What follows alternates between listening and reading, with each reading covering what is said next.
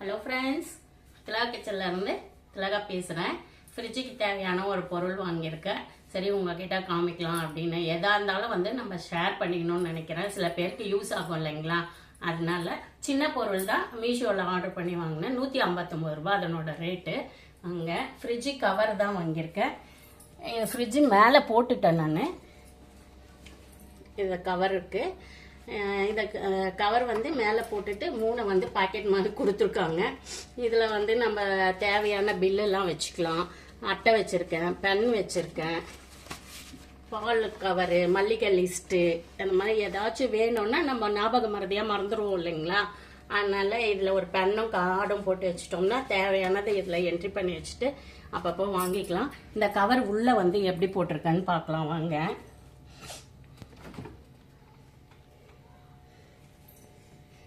இது பாருங்க, இந்த கவர் தான்.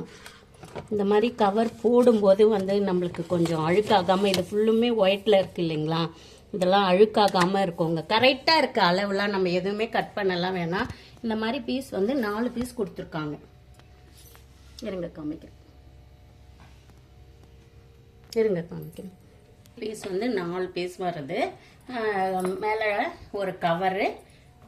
அதுக்கப்புறம் இதுக்கு எங்களோட ஃப்ரிட்ஜில் புடி இல்லை, அதனால் அவங்க புடியும் கொடுத்துருக்காங்க. அதை நம்ம ஏன் வேஸ்ட் பண்ணோம் அப்படின்னு சொல்லிட்டுன்னு அது பாருங்கள் இங்கே போட்டிருக்கேன்.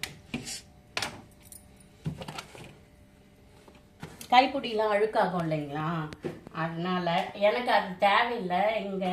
எங்களோட ஃப்ரிட்ஜுக்கு கைப்பிடியே இல்லை பாருங்க. இங்கே திறக்கிற மாதிரி தான் இருக்குது.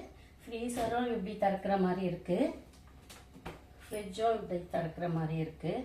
அதனால கைப்பிடி தேவையில்லை. அதனால நான் அதை உள்ளே வாட்டர் பாட்டிலில் வச்சிட்டேன். இதனோட ஷீட் இப்படி தாங்க, நல்லா இருக்கு. நம்ம மீஷோவில் நான் வாங்கின பொருள்லையே இதுதான் ஒர்த்து. 159 ரூபா. இது இந்த மாதிரி பண்ணும்போது நம்மளுக்கு ஏதாச்சும் பால், குழம்பு இதெல்லாம் சிந்துச்சுன்னா கூட அந்த ஒயிட் கலர் அழுக்காகாம ஈஸியாக இதையே அப்படியே வாஷ் பண்ணிட்டு தொடச்சிட்டு போட்டுக்கலாம். இது ரொம்ப யூஸ்ஃபுல்லாக இருக்குது. வாங்கி யூஸ் பண்ணி பாருங்கள். வாங்க, இந்த கவர் ரொம்ப ஒர்த்தாக இருக்கு இல்லையா? சொல்லவே. அம்மா பார்சல். யாருமா? இன்னைக்கு வந்த பார்சல். ஓ, பார்சல் வந்திருக்கா? என்ன வந்திருக்கு? சரி பார்க்கலாம் இருங்க. என்னங்க பார்சல் வந்திருக்கு? அக்ரிலிக் ஃபோட்டோஸ் ஆர்டர் பண்ணியிருந்தீங்களா? சொல்லவே இல்லை.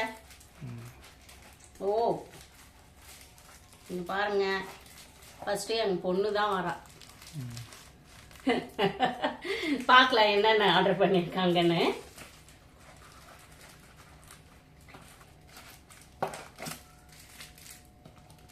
வாங்க பார்க்கலாம்.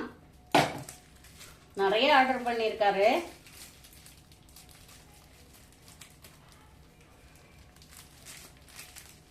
சரி, இதை ஒன்று ஒன்றா இப்போ நம்ம ஒட்டலாமா? இதில் இது ரொம்ப நாள் ஆசைங்க எனக்கு. ஆனால் எங்கள் ஃபோட்டோஸ் தான் ஒட்டணுன்ட்டு இல்லை, வேற ஏதாச்சும் ஸ்டிக்கர் மேக்னெட் வாங்கி ஒட்டலாம் அப்படின்னு நினச்சிட்டு இருந்தேன். இவங்க இதுவே ஆர்டர் பண்ணியிருக்காங்க. வாங்கி சூப்பராக இருக்கு பாருங்க. நான் அப்படியே ஒட்டிட்டு அப்புறம் கரெக்ட் பண்ணுறேன். இது எங்கள் பொண்ணு. சரி, ஃபஸ்ட்டு கவர் எல்லாம் பிரிச்சுட்டு ஒட்டி காமிக்கிறேன். பாருங்க, எனக்கு தெரிஞ்ச மாதிரி ஒட்டியிருக்கேன். எப்படி இருக்குன்னு பார்த்து சொல்லுங்க. இது நாங்கள் எப்படிங்க பண்ணுங்க? ஆர்டர் ஆன்லைன் தான். ஆன்லைன்லைங்களா? எவ்வளோ ஆச்சுங்க இது? 1000 ரூபாய். அப்படி 1000 ரூபான்னு அப்படி சொன்னா எப்படி? ஒரு படம் 100 ரூபாய். அவ்வளோதான்.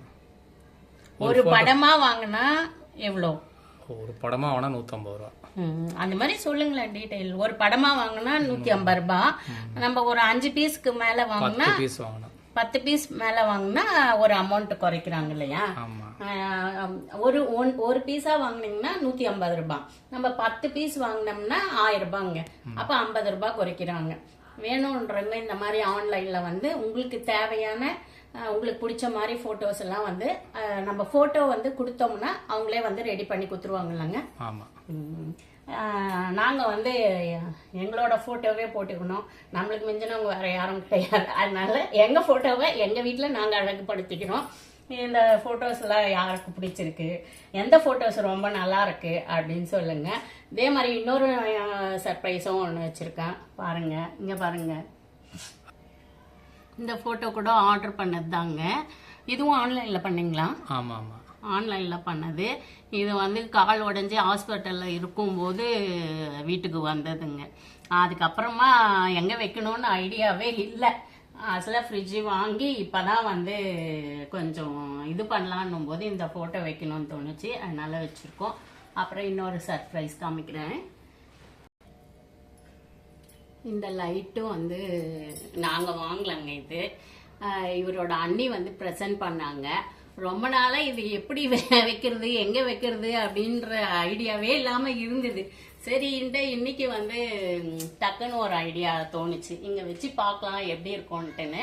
பார்த்தா சூப்பராக இருக்குங்க. நைட்டில் வந்து நம்மளுக்கு 0 வாட்ஸோ லைட் லேம்ப்லாம் கூட வேண்டாம், இதையே போட்டுட்டு கூட நம்ம வச்சுக்கலாம். ரொம்ப அழகாக இருக்குது. இங்கே மேலே பாருங்கள், அது எப்படின்னு தெரியல எனக்கு. என்ன லைட்டுன்னு சொல்கிறதுங்க இது? Digital LED lights. LED digital light. இது வந்து பெங்களூர் போகும்போது இவரோட அண்ணா ஒய்ஃப் அண்ணி கொடுத்தாங்க. இவருக்கு அண்ணி, எனக்கும் நான் அண்ணி தான் சொல்லுவேன். அதனால தேங்க்ஸ் அண்ணி, ரொம்ப நல்லா இருக்கு. இன்னைக்கு தான் வந்து இதுக்கு ஒரு வெளிச்சம் கொடுத்தாப்புல இருக்கு. இவ்வளவு நாள் எங்க வைக்கணும், ஏதோ வச்சிருந்தேன், ஷோகேஸ்ல தான் வச்சிருந்தேன், எங்க வைக்கணும்லாம் தெரியல, அது எப்படி இருக்குன்னு தெரியல. இன்னைக்கு வந்து இந்த செப்ளேஸ் மேல வைக்கவே சரி, இங்க ஏதாச்சும் சொருகணுமே, எதனா டெக்கரேட் பண்றதுக்கு வைக்கலாம் அப்படின்னு தோணும் போது இந்த லைட் வச்சு பார்க்கலாம் அப்படின்னு தோணுச்சு. பார்த்தா சூப்பரா இருக்குது. இப்ப எல்லாத்த விட அந்த லைட்டு தான் ரொம்ப சூப்பரா இருக்கு. யாருக்கெல்லாம் இது பிடிச்சிருக்கு அப்படின்னு சொல்லிட்டு யாருன்னா கிஃப்ட் பண்ணும்போது நீங்க இந்த மாதிரி எல்லாம் லைக் பண்ணிருக்கீங்களான்னு சொல்லுங்க. ஏன்னா இதெல்லாம் ஒரு ரசனை இல்லைங்களா, இதெல்லாம் எப்படி வாங்கணும் என்ன பண்றோம்லாம் தெரியாது. அவங்க அந்த அளவு ஒர்த்து பண்ணி வாங்கி கொடுத்துருக்காங்க. அப்போ அதனோட இது எனக்கு தெரியல. இப்போ ரொம்ப சூப்பரா இருக்கு பாருங்க. நைட்ல நம்ம வந்து 0 ஹவர்ஸ் போடாம நல்லா யூஸ் பண்ணலாம். நான் ஃப்ரிட்ஜை வந்து இப்படி தான் டெக்கரேஷன் பண்ணியிருக்காங்க. இதை விட வேற ஏதாச்சும் பண்ணலாமா, உங்க ஃப்ரிட்ஜுக்குள்ள நீங்களா எப்படி அலங்காரம் பண்ணி வச்சிருக்கீங்க அப்படின்ற மாதிரி கொஞ்சம். இதெல்லாம் ஒரு சின்ன சின்ன ஆசைகள் தாங்க. இதெல்லாம் வந்து 25-30 வயசுல பண்ண வேண்டியது. நம்ம கொஞ்சம் ஏஜ் ஆன பிறகு பண்றோம். ஆனாலும் ஒன்றும் பிரச்சனை கிடையாது, எதையுமே ரசிக்கலாம் எந்த வயசுலயுமே. இந்த வீடியோ வந்து எத்தனை பேருக்கு பிடிச்சிருந்தா லைக் பண்ணி ஷேர் பண்ணி கமெண்ட் பண்ணுங்க. எந்த போட்டோஸ் பிடிச்சிருக்கு அப்படின்னு சொல்லுங்க. ஓகே, பாய்.